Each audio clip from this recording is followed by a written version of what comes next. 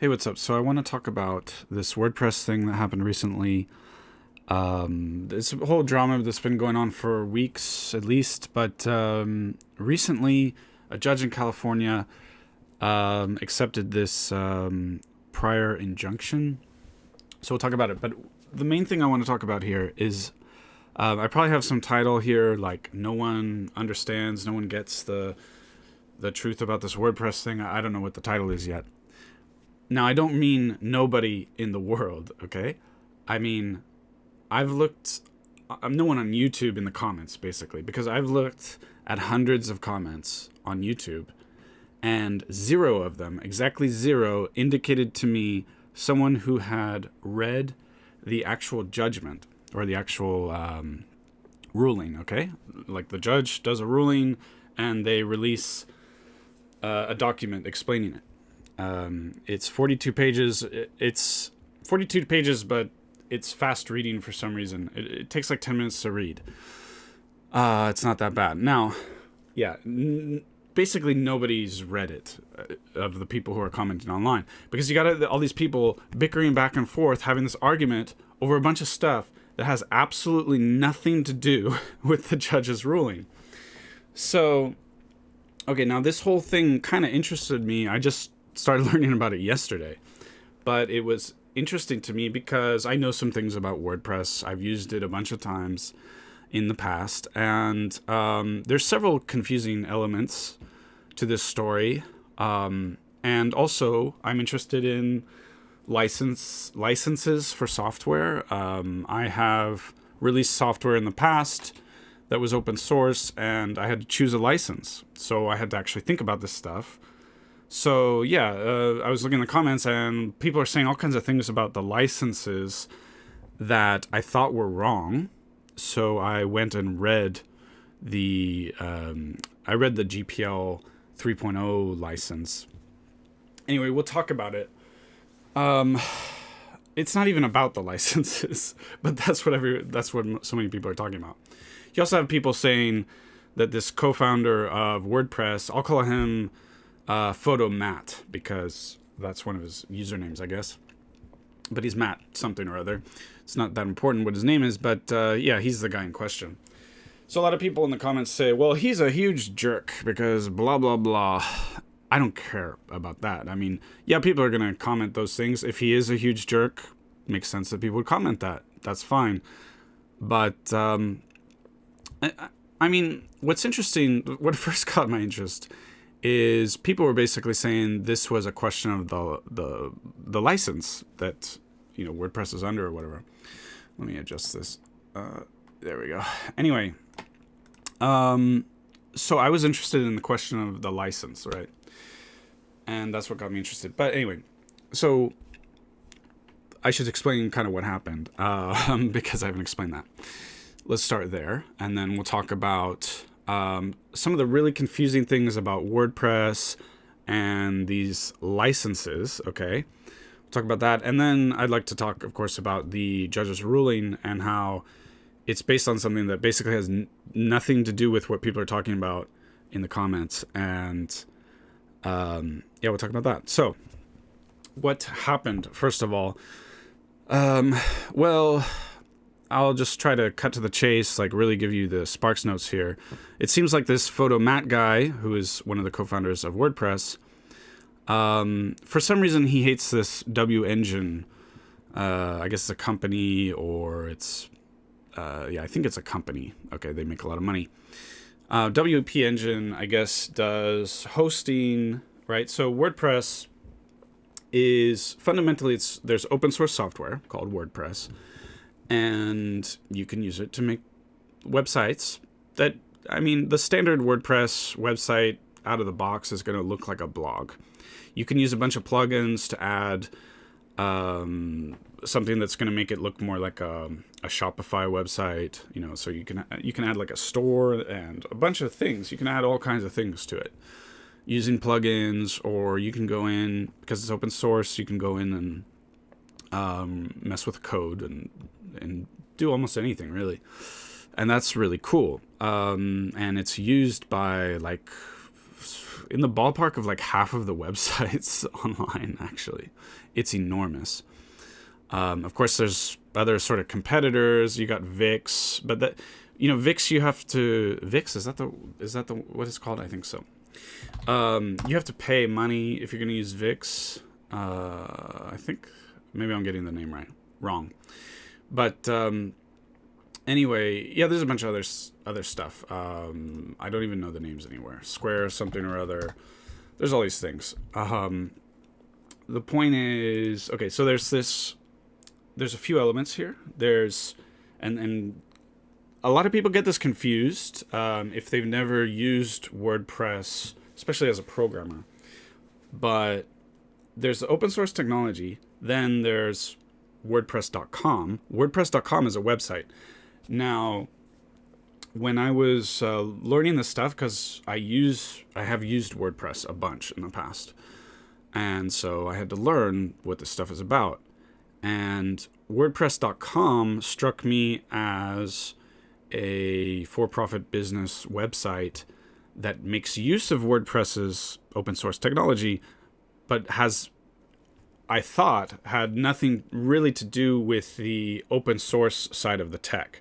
It just looked like a private business doing their thing.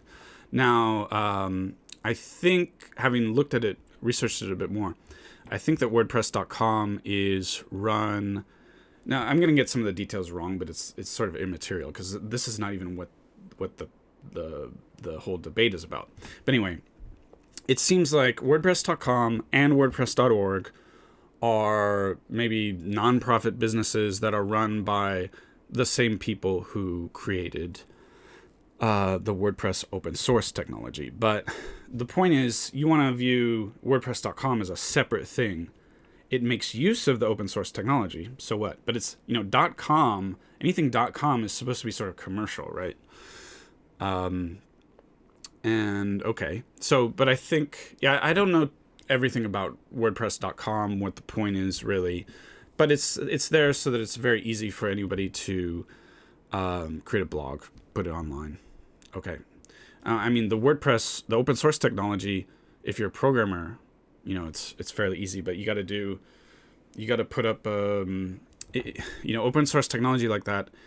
It's not a website that's hosted online. Like, you probably want a domain name or some kind of address, like a static IP address, for example. You might want a domain name. You want, so you want some kind of hosting, okay? There's a bunch of things you want. You probably want to run it on some kind of, Linux server. There's a whole bunch of stuff. And that's not very accessible and easy for most people if they're not programmers. So I think the idea of WordPress.com is just to facilitate that and make it so you can just, a non-programmer can make use of this technology and set things up. So that makes sense. Now WordPress.org is a website. Again, I think it's a non-profit business thing, but it's seems to be meant for sort of facilitating a bunch of stuff related to this open source software, putting it out there so people can access it and all that stuff. Now, getting a bit into the license stuff. If they're using a GPL license, so, okay, open source licenses for software, licenses for open source. Okay, there's open source software. It's a bit confusing because the first thing that people confuse here is they think that if something's open source, that it must be, they confuse it with free and open source software, okay? So the whole free thing, like FOSS, okay, free and open source software, there's this whole thing like free as in beer, okay, which means the cost of the thing. Now, a lot of people call it, so then there's free as in beer or free as in speech, right? And so free software means more free as in speech. It's they sometimes use the French word libre, okay, meaning like liberty. Okay, so you can have free software, okay, that you charge money for, actually. You see, so it's not free as in an item that you can purchase necessarily. That's sort of immaterial. And you can see that in the GPL license if you ever read one of them, which I would encourage. It takes like 10 minutes. These licenses are not that long. But there's different versions, but I think they're mainly the same. I don't know. I've read them a couple times. But anyway, so the first thing that people confuse is sort of FOSS. Okay, I'm going to keep using that. So free and open source software. FOSS. They confuse that with open source. Unless I'm mistaken, you can have something open source, but it's still proprietary. That means, imagine you have a company and you're making your software. Cool. Maybe it's old, like it's 10 years old, and you're working on new stuff. But you decide, you know what, I'm gonna make the software open source. People can read the code and get inspired and stuff like that. But I still want to own the rights. Maybe I'm gonna decide later to build off of it and build a new product. Like, let's say it's a game, for example. I don't know. So you feel that's your software that you made. You know, that's your blood, sweat, and tears. Or you have a big company or whatever and lots of employees. There's lots of investment, be it time or actually money, and you feel like that's yours. You want the full rights to do whatever you want with that software, and people can't just take it and sell it, right, as their own. You don't want other people selling it, so you maintain it as proprietary, okay? But yeah, it's old software, so you want to put it out there so people can read it and maybe learn from it, etc. So you could have proprietary software that you make open source, if I'm not mistaken. I think that makes sense to me.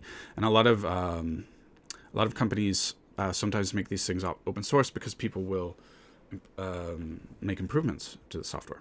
Anyway, yeah, and then there's FOSS. The word Libre gets used. I think that means free, as in free speech. Anyway, so there's that side of things that people get confused, is the whole, what is open source? Then there's the licenses that people are getting confused. So I want to explain that. So generally speaking, there's these two licenses that people use for FOSS. There's MIT license, and then there's the GPL. GPL stands for GNU Public License, I think. So it's the GNU people. If you don't know what that is, it's don't worry about it. Okay, they're like it's a big organization for free and open source software. So I'm not here giving legal advice, okay, but I'm just giving you the ballpark of what I understand. I have released software before with the MIT license. The MIT license, you know, I looked at these two different licenses and I chose. I believe the MIT license, the spirit of it is basically you put it out there because you want people to be able to do whatever they want with the code, then use the MIT license. So that means that they could use it to as a starting point to build proprietary software.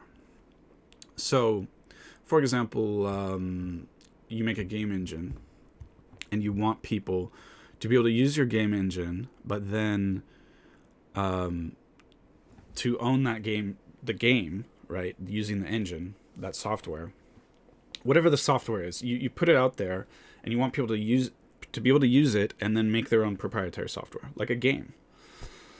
Now, some people there are some people who maybe think there should be no proprietary software whatsoever.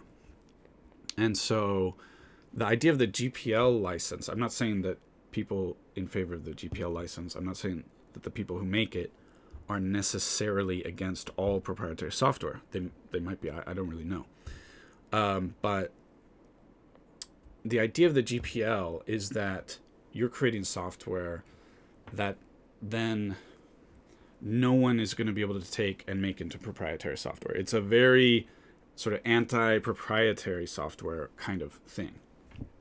It almost works like a virus. So if there's some GPL licensed software inside of some huge package, you cannot take that and make it into proprietary software like, Windows or like all these games. The reason that somebody wants their game to be proprietary is pretty obvious, right? You want to sell your game for money. If it's not proprietary, then anyone who has access to the code, or I guess the software, period, could just spread it for free on the internet, right? And everyone could download it and play your game without paying money. So or it doesn't have to be a game. Think of any kind of software like this. So, that's sort of obvious why people want certain software to be proprietary. I use the example of a game here because I think a lot of people who are maybe a little childish about this think, oh, proprietary software, automatically evil. But there's all these games that I really love, and if game companies just gave their software out for free all the time and said, well, please donate, I don't know that they would be able to survive that way as game companies. Maybe some companies can. I mean, there are free games out there, freemium models and all that. But for me, it's a little naive to think that everybody is going to be able to survive doing things that way. So, it's sort of a normie take that people are going to want to have proprietary software. Okay, cool. So if you want to put software out there for the world, for everyone to use, and you want to give them the ability to make proprietary software, their games or whatever, probably you want the MIT license. The GPL license it's not going to work with that. And we call that sort of copyleft for the GPL license. Now, again, I'm not a lawyer. I'm just going based on my research up until now. There could be mistakes, and if I made a mistake, let me know in the comments, please. So that's the gist of it. There is also like a lesser GPL license or something that probably maybe works more like the MIT license. I haven't read it. I don't really know too much about it, but there is that as well. Just thought I'd mention it. But normally with these GPL licenses, it's pretty much what I described. I think yesterday I read the GPL license 3.0. That's my second time reading a license. Like I said, I've released software before, and I looked into these things, and I read the MIT license. I read the license. They're not that long. If you're interested in this stuff, go and read it. But there are different versions of the GPL license, and with WordPress in particular, it seems from the comments, it seems that the GPL license was being used. Now there's a bunch of versions of the GPL license, and all the WordPress software probably has a bunch of packages and all kinds of stuff involved with a lot of different licenses, would be my guess. So that's one thing that there's, I'd say 90 to 95% of the comments I read talking about the licenses, they seem like they don't get it. There's lots of people with confused ideas about it, which kind of makes sense because I think most of the people making those comments probably aren't programmers who've actually needed to know the details of these things. And they're just, people who are interested in tech. So they've, just by watching YouTube and stuff over the years, they've maybe heard some things about these licenses. So they have some concept of it. But I think most of those mistakes are probably being corrected in the comments. There are probably enough people who know the details a bit, programmers and so on, that is probably getting corrected for the most part. Now from the WordPress, so that's confusing about that. The WordPress technology itself is confusing because you have the open source technology, but then you've got this WordPress.com thing and this WordPress.org thing, and they're different. And then to further make things a little confusing, WordPress has these trademarks that they sort of enforce, so that not just anybody can use the WordPress trademarks. Okay, so now let's talk about the judge's ruling and what that's about. Okay, because it's not really so much a debate about these licenses. Most of the comments seem to think that it's about these licenses, and they're very confused. So what is it actually about? So it's about this thing called tortious interference, tortious interference. I had to look that up. It's a legal term. So the tortious interference thing, let me just show you here. It has to do with, legal action. Okay, it's basically, I'll bring that up again. It's basically, let me just explain it. It's like, say that person A and person B have a contract. And I'm here, I'm me. And I don't like person A, so I decide to go out of my way to do things so that person A cannot meet the requirements of their contract. I want to cause problems for person A. So yeah, I'm going to do things that are within my right to do, my legal right, but I'm just kind of going out of my way to cause problems for them so that they can't meet. They will, what's the word? Infringe? That's not the word. Violate their contract? Whatever it is. So it's that, plus in general, I think it's that, and also what I'm doing has an effect on the general public that is negative. So if you read the judge's ruling, they looked at 5 different things. Now, this is going to depend a lot on jurisdiction, okay? I don't think everywhere, probably not every state cares about tortious interference, okay? But this is California we're talking about. So, just as a normie here, okay, without going, like I learned about this yesterday, so I haven't had a ton of time to think about it. It kind of makes sense that, so I don't think, so if I go out of my way to cause problems for this other person, which causes them to be in violation of their contract, the idea here is I'm in my legal rights to do this. Well, maybe it's irrelevant whether it's within my legal rights or not. But it's not saying that I did something that is in and of itself a crime or outside of my legal rights. It's not saying that. So you could definitely argue that whatever somebody is in their legal rights to do, they can do those things. And if it causes problems for other people, tough luck. You could definitely make that argument. And so I don't think tortious interference applies everywhere. And I'm not here to tell you what I think of tortious interference that I just found out yesterday what it is. Okay, so I'm not like, oh, here's my opinion about what the law should be. That's not the point. In California, apparently, this is taken seriously. And the judge talked about 5 things. So one of the things is that it's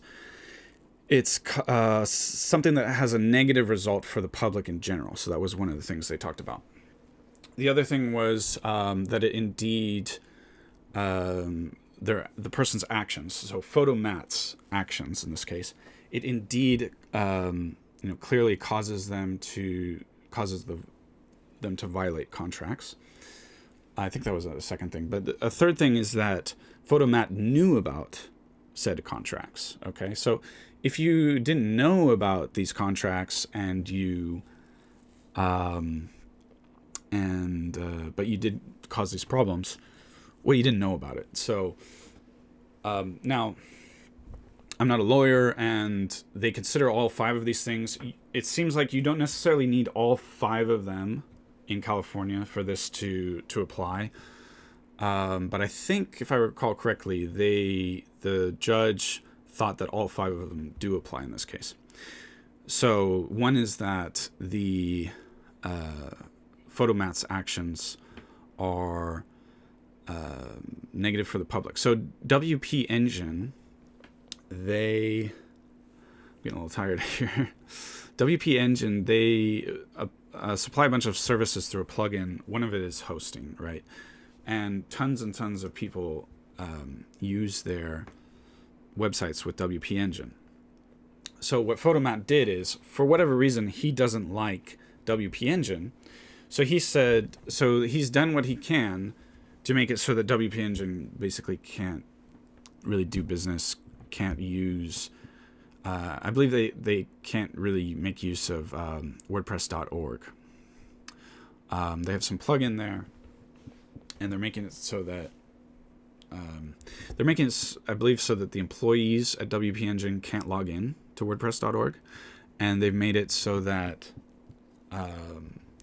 prior to the ruling, that is, they made it so that WP Engine, there's something with their plugin where, they're making it so that they're doing whatever they can so that people aren't going to use their plugin anymore, basically. Okay. So one of the things is that Photomat knew that, it's obvious that WP Engine has these contracts because they have customers. Okay, so that's really obvious. So because it's obvious, Photomat knew it. And I forget what all the requirements are, but he went out of his way basically to intentionally cause these problems, and it has a negative effect on the public. So that's what it's about. It's about this tortious interference thing. And, the defense, which is Photomat's side, was bringing up that he, is bringing up the licenses and that he's in his legal right to take these actions.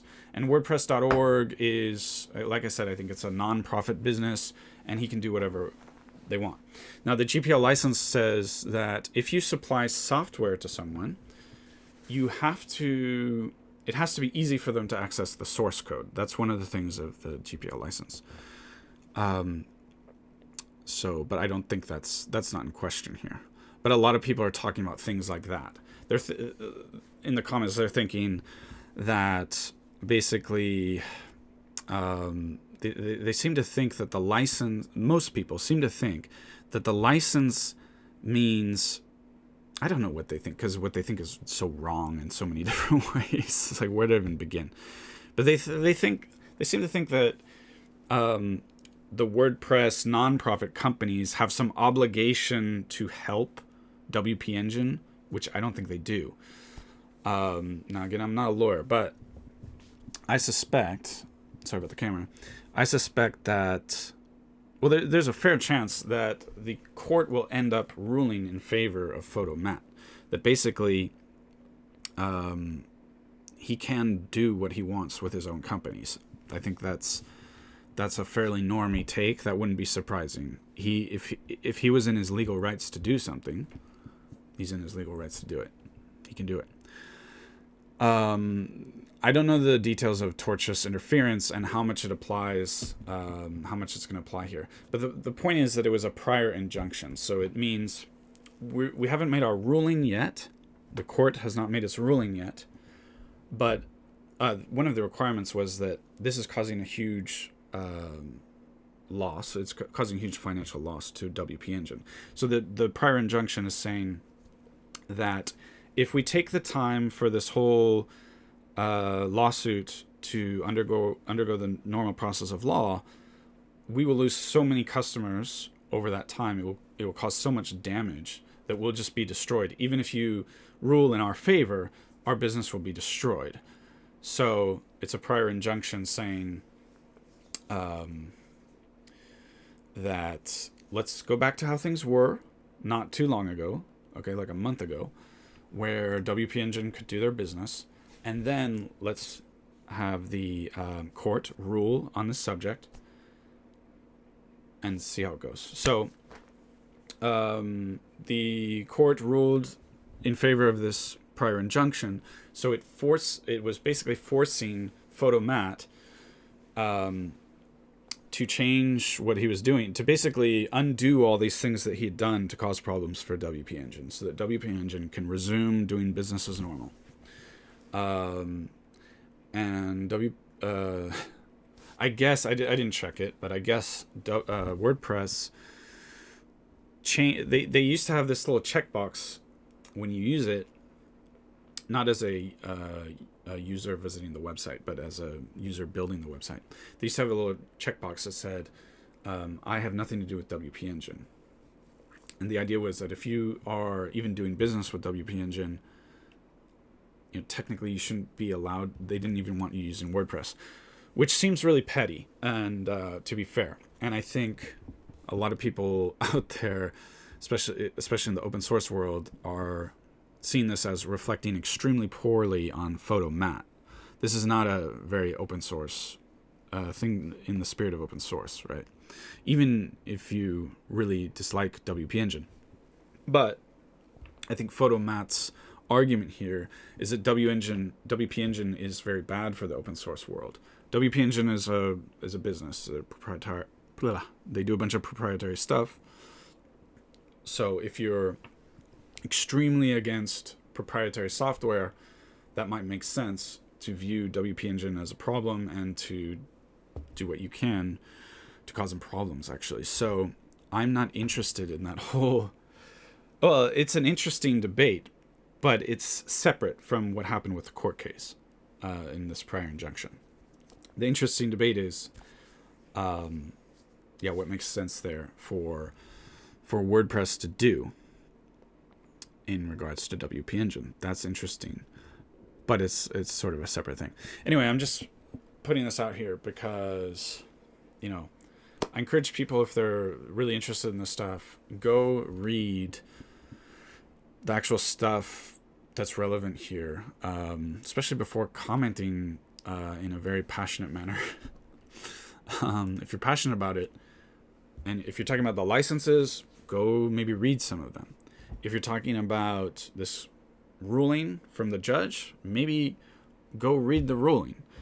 That's what I did before commenting, because I found this interesting, and people were saying all these weird things. It seemed, at first glance, naively, it seemed like, well, maybe Photomat is being a huge jerk, but I thought, WordPress.com and probably WordPress.org is separate from the open source technology side of this.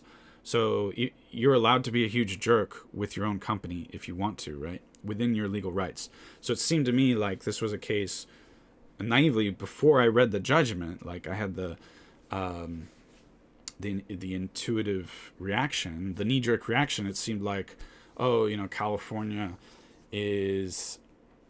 thinks that Photomat is being a huge jerk, so they're ruling against him when what he was doing was within his legal right.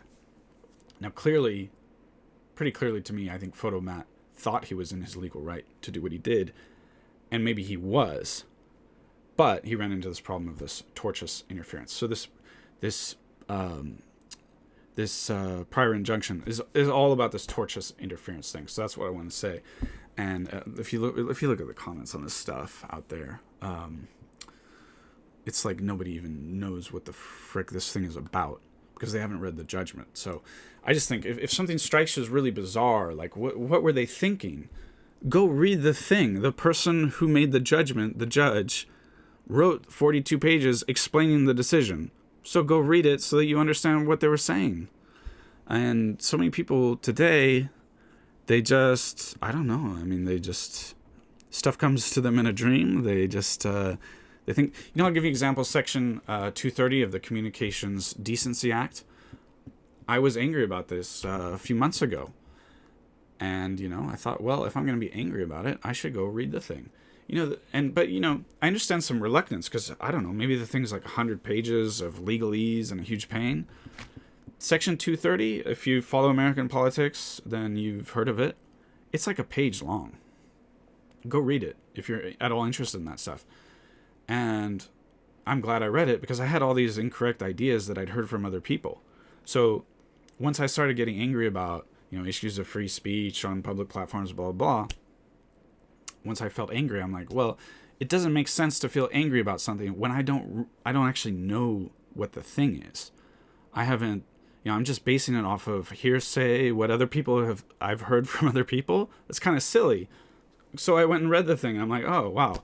It's totally like, there's so many people saying complete nonsense about Section 230 because they haven't taken the 5 minutes it takes to read the thing. If you're mad about the thing, go read it. I did that. And, well, it kind of transferred my frustration to somewhere else. But it's not a legal frustration anymore because from a legal side, Yeah, it's very different from what people are saying out there. I don't want to get too much into that, but this is kind of similar to me. If people are real, they've got their feathers ruffled about this thing, they're passionately arguing in the comments, maybe go look and see what the judge said, you know? Actually read the primary source document. I wish they really need to teach people that in our education system a little bit more. Go actually read the document in question if you can. Or at least try. I mean, yeah, it might end up being like a bunch of legalese that's really hard to understand, but give it a try. See what's involved. And yeah, I mean, it's ridiculous because people are arguing back and forth like crazy about stuff that has nothing to do with this judge's decision. Let me know what you think in the comments, and blah, blah, blah. Bye. Peace.